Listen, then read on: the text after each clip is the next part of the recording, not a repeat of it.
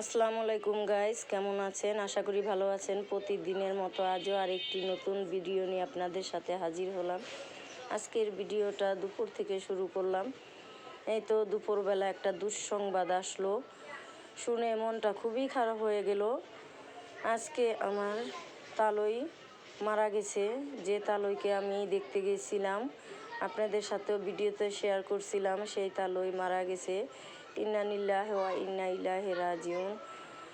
তার জন্য আপনারা সবাই দোয়া করবেন আর মাগফিরাত কামনা করবেন, যাতে সে জান্নাতবাসী হয়, জান্নাতুল ফেরদৌস যাতে তার নসিব হয়।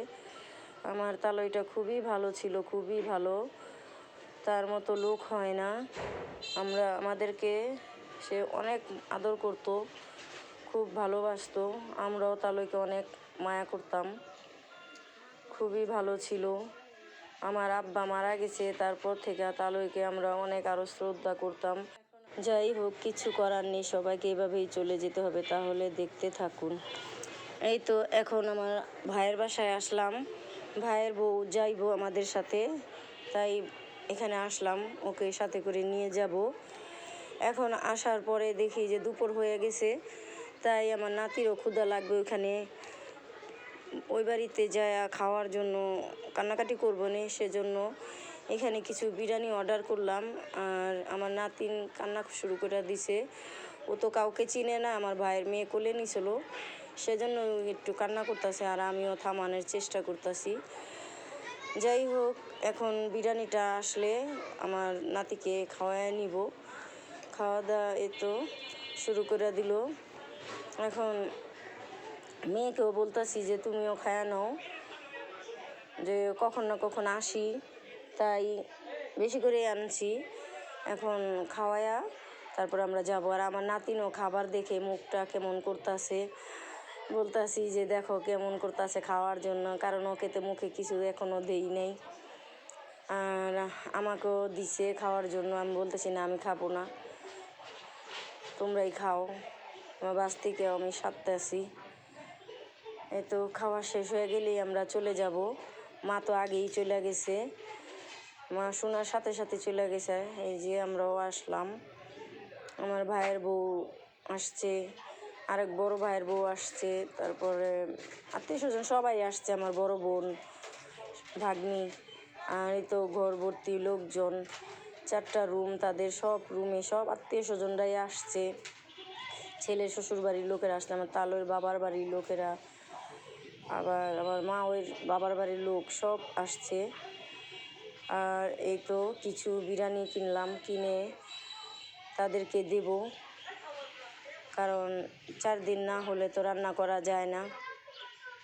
রান্না করা যায় কিন্তু রান্না করে না, কারণ সবারই তো মন শান্তি লাগে না, রান্না করবে কিভাবে।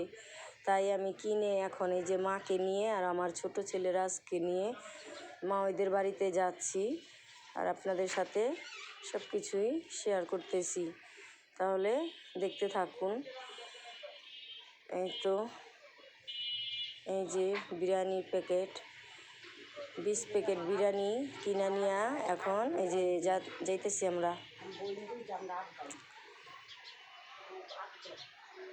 আমরা যেতে থাকি, আর আপনারাও দেখতে থাকুন। এই তো ওই বাসা থেকে বাড়িতে চলে আসলাম, আয়সা এখন রান্না শুরু করে দিলাম রাতের, কারণ আজকে রান্না করতে পারি নাই, তালুর কথা শুনেই চলে গেছিলাম। দুপুরে তো মেয়েকে বিরিয়ানি কিনা খাওয়াইছি, আর এখন রাতের বেলা মুরগির মাংস আর এই তো পটল ভাজলাম। আগের গরুর মাংস ছিল বুটের ডাল দিয়ে রান্না করা, এখন আর আম দিয়ে ডাল রান্না করছি, আর এই যে পটল ভাজছি আর মুরগির মাংস, এ দিয়ে আজকে রাতের রান্না খাবার। এই তো আমার নাতি কেক নিয়ে আসছে, আর একটা কোক, দুষ্টমি করে করে কোক দিয়ে কেক ভিজিয়ে খাচ্ছে, আর আমি হাসাহাসি করতেছি যে এটা তো চা না, কোক।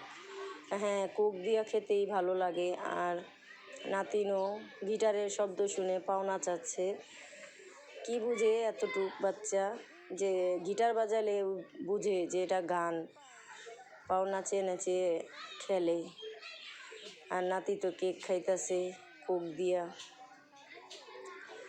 যাই হোক, আজকের ভিডিওটা যদি ভালো লাগে তাহলে আপনারা লাইক দিয়েন আর আমার তালুর জন্য অনেক দোয়া করেন, যাতে আমার তালুই জান্নাতবাসী হয়, জান্নাতুল ফেরদৌস যাতে নসিব হয়, তার জন্য সবাই দোয়া করবেন।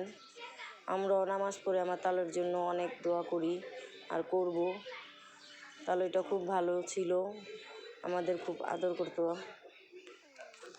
তাহলে ভালো থাকেন, সুস্থ থাকেন, এই বলেই আজকে বিদায় নিচ্ছি। আল্লাহ হাফেজ।